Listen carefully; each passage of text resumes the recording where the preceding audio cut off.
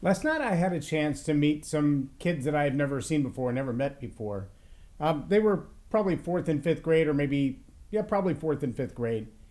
Two brothers, part of a family, and I got to meet a few of them and have just very brief conversations with them. But in this very brief conversation, what I discovered was that every time I reached to shake these young men's hands, their heads would come up and they would look me right in the eyeballs, eye to eye, face to face. Fourth and fifth grade boys. Where does that come from?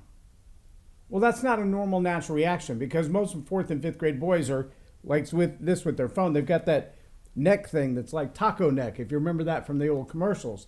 But their necks are always down, their hands are always up because they're chasing a Pokemon or playing Minecraft or watching TikTok or something like that.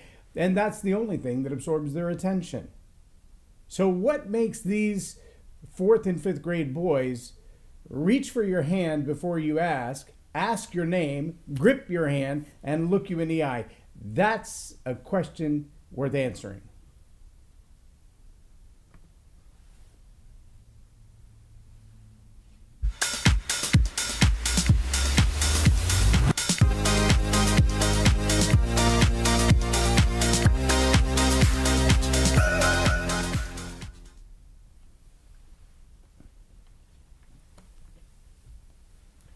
I'm J Loren Norris with Leading Leaders Podcast, and it's amazing to me when you see young people today, some of them as early as a year old or 2 years old, who cannot sit still for more than 20 or 30 seconds without a device of some sort in their hand. Maybe it's an iPad in a little green case with the rubber edges, so if you drop it, it bounces like a ball and comes right back to you. Maybe it's a cell phone. Well, I do know that my own grandchildren sometimes will ask, Poppy, can we have your phone because we want to play games? And I tell them my phone doesn't have games. It doesn't do games. I don't load that kind of stuff on my phone. Sorry. Well, can we have your phone so we can watch videos? No, because that runs down my battery. And I've watched them when they had my phone or Lolly's phone swipe up to decline a call or to ignore a message. And that means you can go minutes or even hours without knowing that you've missed a phone call or missed an important message. And since I run my business from my cell phone, I just can't do that.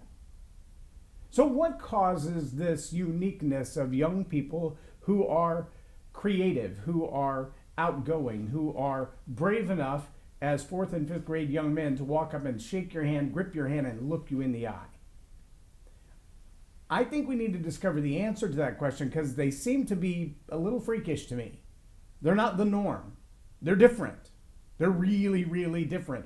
But what makes them different? That's a really important question. Here's a better question, though.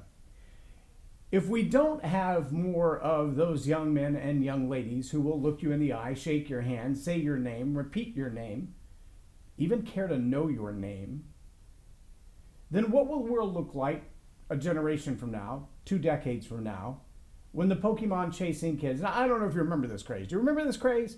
When the Pokemon thing was so important. In fact, if you go watch news bloopers, these are professional journalists, people. These are people who are in the television studio with all the cameras around. They are used to being watched by everybody all the time. But if you watch news bloopers, you'll actually see a couple of times that people wander through the set while the camera's going. People walk behind them staring at their phone. And the excuse is, I was chasing a Pokemon. All right. We know that during the craze of the Pokemon Go that there were people walking into traffic. There were people walking into walls, walking into fountains, herds of people moving together, all staring at their phones, chasing a Pokemon.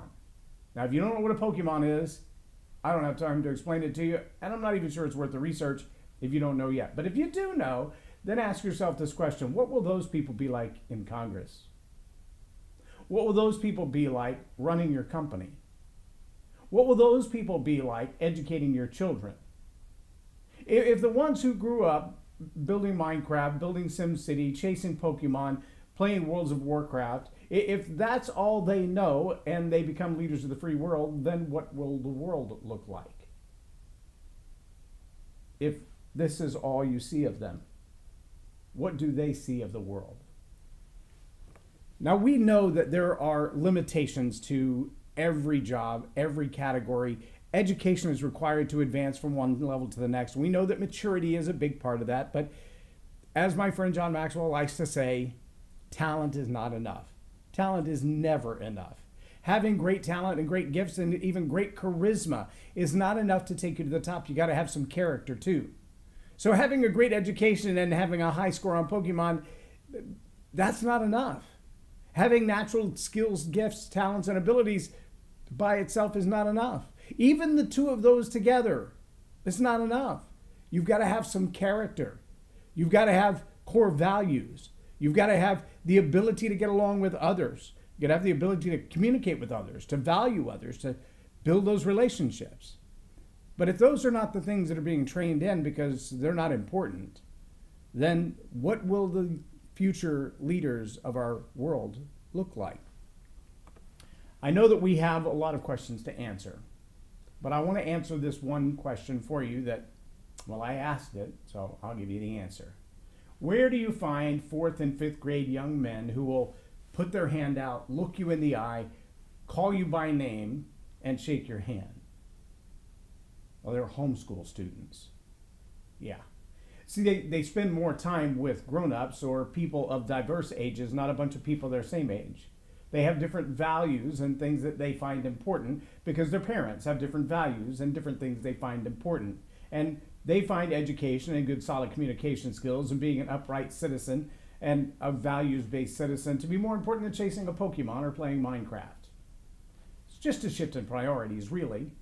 It's not to say those things aren't important to someone, but to these young men, it's more important to look you in the eye, shake your hand, and call you by name than it is to chase a Pokemon and walk into traffic. Personally, I think that gives us a better leg up for the future if we have people who are more concerned about other humans than chasing a Pokemon. That's just my call. I think, though, as we look for the leaders of the free world, those are the kind of people we want to lead the free world. Those who have focused on what's important, and that is other people. I'm J Loren Norris with Leading Leaders Podcast. We're Tell It Like It Is TV. Have a blessed day.